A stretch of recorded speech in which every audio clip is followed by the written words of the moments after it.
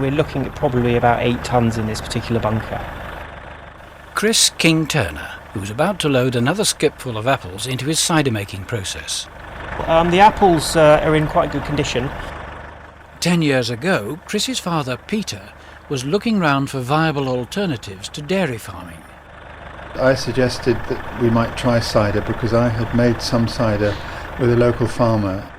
From the modest 500 gallons which they made in their first year, their annual output is now almost 5,000. I was very attracted by the simple, natural process of cider making. There was no high-tech business with it at all. It was just purely natural. You pressed the apples, you broke the apples up, pressed them, and got the juice out, and it fermented, and you had a drink at the end of it. That's what attracted me to it. They are a classic cider variety type of apple, which is designed for the qualities of the actual juice that it produces as opposed to its aesthetic qualities. Lovely smell. It's a lovely smell. Would I want to eat one? You could eat one, but it's a case that because of the acids and tannins that we're after in the juice, it makes the apple to eat very, very bitter. In a split second after eating it, you'll want to spit it out. And they say that the further you spit it, the better cider that apple juice will make. So the next job you've got to do is to get your front end loader full of apples and tip them into the area where they're going to be processed. That's right, yes. We basically tip it over a wall, which you can't see from here, but on the other side of the wall is the beginning of our apple processing equipment.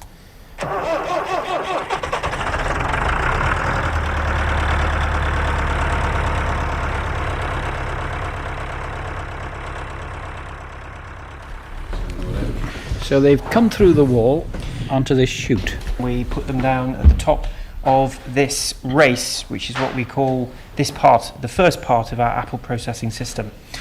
And the apples are moved past us by hand. And you can see all the different types of colours of apples. And then what we're looking for is anything that we don't want to go into the cider. That brown apple there, and then we just throw that away. Make a bit of a twig, some leaves. The ingredients of anything makes the difference between a quality product or not. This is where we want to wash any excessive amounts of soil or dirt or anything that has been brought in on the apple. We don't want to sterilise the apple as such, because it's very difficult to determine where the yeast, the natural yeast, which we depend on later on in the process, where it comes from. It could well be on the soils, on the apple, and we don't want to eliminate it. The door opens, and the apples drop into the water. We then give it a good sort of stir, and we mix just to drop the apples together and get some of the dirt on. I think this part really makes quite a nice photograph, because once all the apples are wet, the colours are just that much more vibrant. But the apples are now ready to be milled. This is a specialist bit of equipment which is vital to the whole process of us making cider. So if we turn the machine on,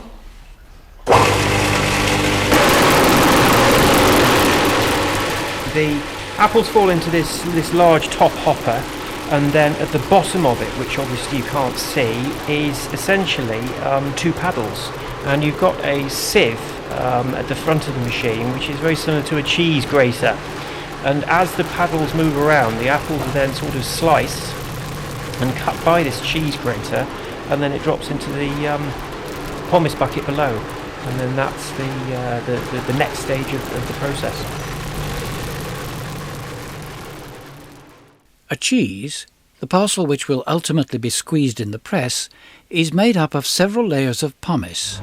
The first thing we do is we put one of these acacia racks on the tray at the bottom, and then we put what we call a former on the rack. A sort of frame. It's a framework. And it's about, what, 2 feet square? And it's only about a couple of inches high. And this we're going to put a cloth on the former, which will contain the pomace when we put that in, to filter the juice, but not to let the apple bits through there. We fold in the bits of cloth. It's like macrame. That's right, yes. And then we take the frame away, and then we put another rack down on top of the last parcel, put the frame back onto the rack, and then we start all over again. Now the cheese finally goes into the press, which is small and squat and belies its ability to exert a pressure of 40 tons. This is something that we purchased last year. Achtung, it says on it. Indeed, well, it is actually Austrian. We switch the press on, and then we have to wind this valve to get the bed of the press to come uphill and to press the cheese and to press the juice out. And you've got 1, 2, 3, 4, 5, 6, 7, 8 layers. Eight layers, yeah. And this one pile is called a cheese. Presumably it's called a cheese because that's how they used to make cheese. Exactly, yes. That is where the name comes from. And it's the same technology it's the same machine they used for cider. That's right, yes. It's the same principle, exactly the same principle. How much movement is there? How many inches? Or should we say centimetres, since it says Achtung?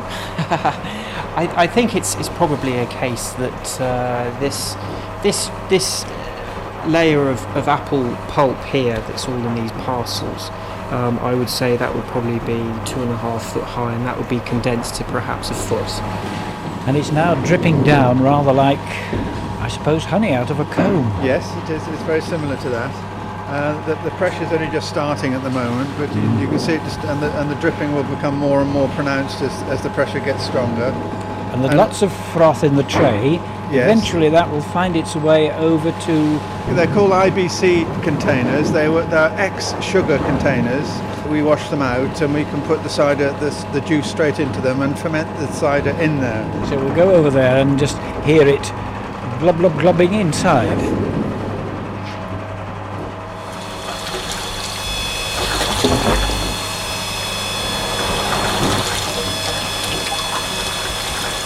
So when would it be ready to drink?